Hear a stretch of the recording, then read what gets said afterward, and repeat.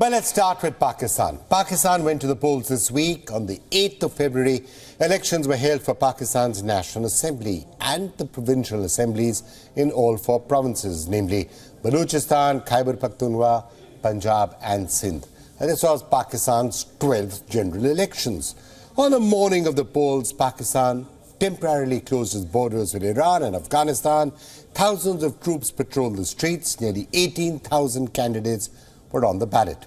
They were contesting for 336 seats in the National Assembly and about 749 seats in provincial assemblies. Around 44 political parties contested the polls, many with very interesting symbols. Look at the ballot paper. You can see traffic lights, badminton shuttlecocks, T-shirts, notebooks, park bench, even a shopping cart.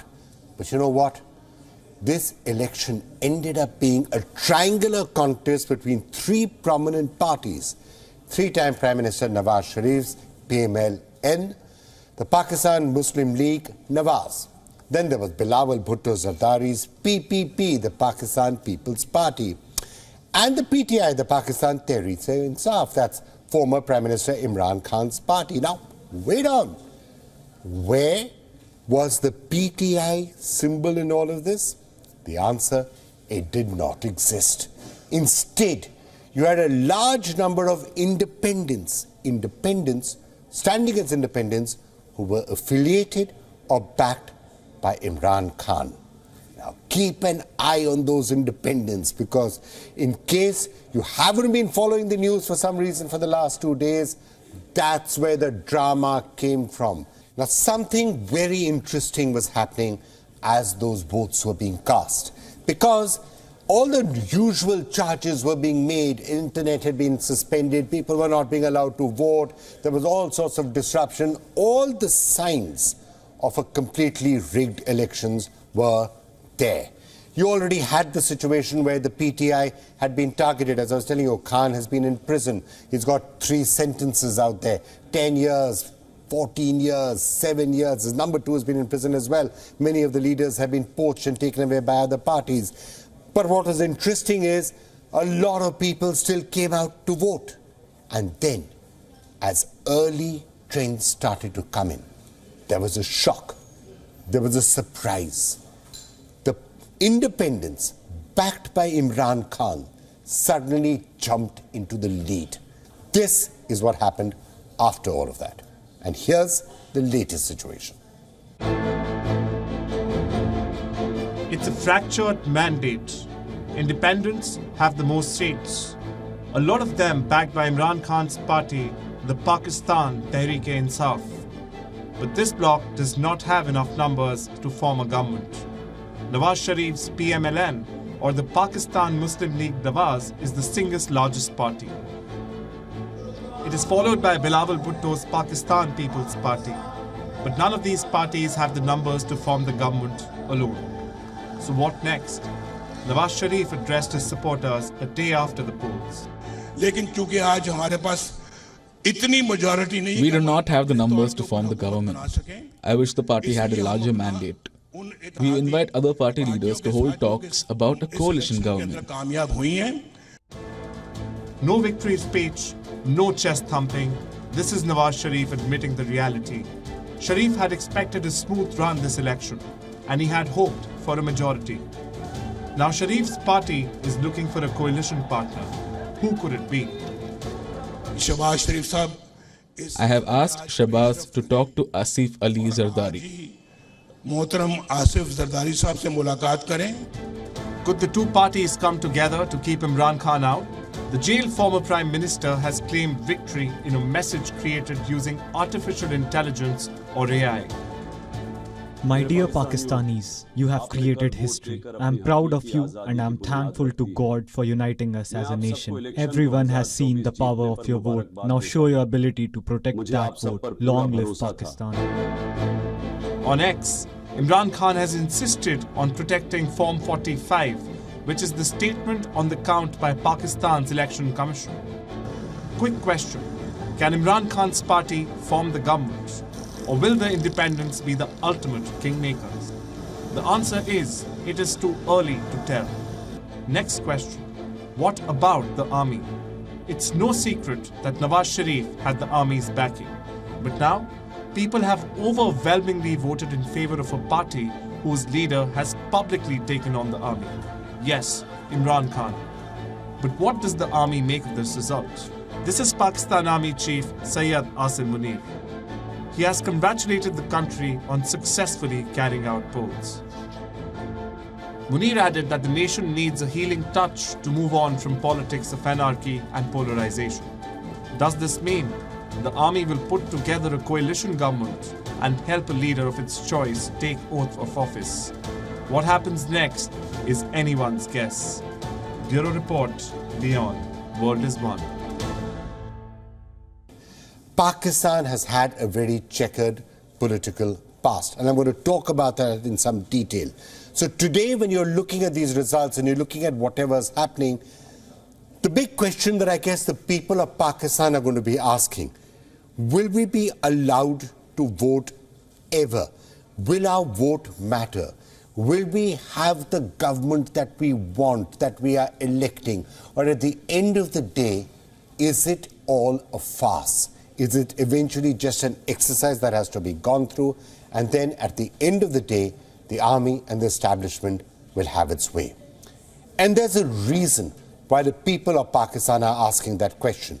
And it has its roots in the entire history of Pakistan. So if you're watching this, let me just quickly recap some of that history for you. From the time when Pakistan became independent in 1947. In the last 7+ decades, Pakistan's military has essentially ruled the country directly for more than 3 decades, and when not directly in power, the army has ensured that it has pulled the strings, remote controlled the government, and had the final word. This week, for example, Imran Khan was crying foul, alleging that the internet was switched off to rig the polls. What Khan did not say is that when he too was elected, the internet was switched off. I'm talking about 2018. Back then, he used to be the army's favorite. And that's why when he was elected, it was with the army's backing. Now, the two fell out. Imran Khan took on the establishment, he took on the army, he lost his office and he lost his freedom. He's now facing a long period in prison. The army has a new favorite. Its old friend Nawaz Sharif. Now, just 7 years ago, Nawaz Sharif was accusing the military of getting rid of him through a judicial coup. That was after Sharif was named in the Panama Papers case, and Pakistan's top court barred him from holding public office for life. For life. And he could be the Prime Minister again. It happened around the time when Sharif had fallen out with the army. They weren't on the same page on foreign and security policies. Now, that's past. When Sharif returned from his self-imposed exile, Pakistan and the Pakistani army welcomed him with open arms. The cases against him, all those hurdles standing in the path of a possible prime ministership, disappeared by magic one by one. The word before the election was, Sharif is coming back and coming back comfortably. So whatever happens now, we cannot forget that in all of Pakistan's history, no prime minister has been able to complete a full term. Yes, that's true. No prime minister in Pakistani history has completed a full 5-year tenure. In at least 18 instances, the Prime Minister was removed from office because of corruption charges, forced resignations, in-party fightings, or a simple military coup. Pakistan's first Prime Minister was assassinated. This is Liaquat Ali Khan. He was appointed Pakistan's Prime Minister in 1947. On the 16th of October 1951, Khan was addressing a gathering of some 100,000 people in Rawalpindi when he was shot twice in the chest. Prime Minister was rushed to the hospital, but he succumbed to his injuries. Total time in office, around 4 years. Math is somewhat kinder to Nawaz Sharif. He has been Pakistan's longest-serving Prime Minister. He served 9 years across 3 terms. Imran Khan, incidentally, was the 22nd Prime Minister of Pakistan, and he spent less than 4 years in office. Now, whoever enters the Prime Minister's office, or more importantly, whoever holds on to that office for a period of time, will have a long list of problems waiting for his attention. You see, Pakistan is neck deep in an economic crisis. It has somehow managed to escape a sovereign default, courtesy a last-minute $3 billion bailout from the IMF. But this current program ends in March. That's next month. What happens next? Well, who knows? And for more of that, we're now being joined by Barrister Mohammad Ahmed Pansota, Advocate, Supreme Court, Legal Counsel for Imran Khan, ex-member of the BRC. Thank you so much, Mr. Pansota, for joining us. Now, how do you see what is actually being played out? In the run-up to the elections, it seemed that the Pakistani army and the establishment had a very clear view. They did not want Imran Khan back, which is why they put all those jail sentences in him. That's why they split the party. That's why there were signs of election interference even as polling was taking place. Now, whatever has happened, is this what was really expected? Well, I have a different take on that because I've been speaking to various news channels, and I think that prior to this elections, the military establishment and even other players, they had made themselves amply clear that they have got nothing to do with these elections, or they don't want to instrumentalize it in any way whatsoever. But the real problem lied with the Election Commission of Pakistan. Now, this is the same appointment which was made in the previous tenure, and the Election Commission of Pakistan's role was quite dubious yesterday and even today. And you know how it will continue to be like that for days now. Why? Because the Election Commission of Pakistan, since the last maybe 6-7 months or maybe more, has been acting in the most disarrayed manner that one can even think of. So I believe Election Commission of Pakistan has a lot to answer for, and they should be made accountable for that. And it's an independent constitutional body which is not subservient to anybody. So you can't even say that there's an external influence or anything like that. So the constitutional body, or the head of that constitutional body, is liable to answer all these important questions. And I think it's the chief election commissioner. Now, hang on. If you're saying that the Pakistani army and the establishment doesn't have favorites, is it just a coincidence that with weeks to go for the elections, Imran Khan gets suddenly, 14-year jail sentence, 10-year jail sentence, 7-year jail sentence, his number 2 gets thrown into prison, his wife is thrown into prison? Is that all just a coincidence that happened? No, I'm not referring to it as a coincidence. This coincidence has been happening in Pakistan for the past so many years. He's not the first prime minister who's been sentenced. But the question revolves whether it was what a direct result of military establishment or anything like that. In my view, this is my personal view, I don't think so. Why? Because now that sort of takes me to the other institution in Pakistan, which is judiciary. It doesn't have a very good history. It's a checkered history in Pakistan. And judiciary at the moment, I would say subordinate judiciary, is absolutely not behaving or not performing its task in light of what the constitution mandates. So I don't feel that it's something that's a coincidence or something. But my question or my answer relates to the involvement of military establishment. Okay, fair enough. Now let's look at what this means for the Pakistani people and for Pakistani democracy. What have the people of Pakistan actually done? Now, when those early results were starting to come out, many people were almost stunned at the numbers that the PTI was getting. And whatever happens finally, it's that the PTI performed better than anybody was actually expecting.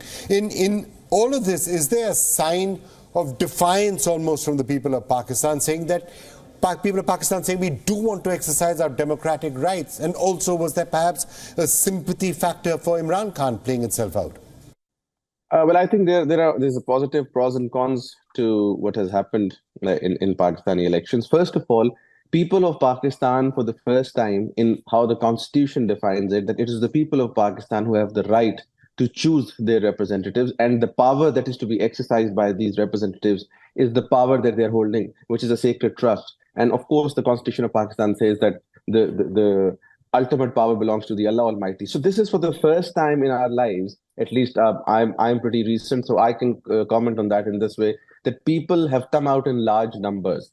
There was a clear increase in the voter turnout. It may not come to a complete voter turnout when you look at it holistically over Pakistan, but in the areas where generally there is a low voter turnout, and even in the cities where people don't vote out, maybe 45 to 50%, people have come out in large numbers. They have expressed their decision, which is, I think, a very fair outcome of the election. All right, Mr. Pansota, thank you so much for that.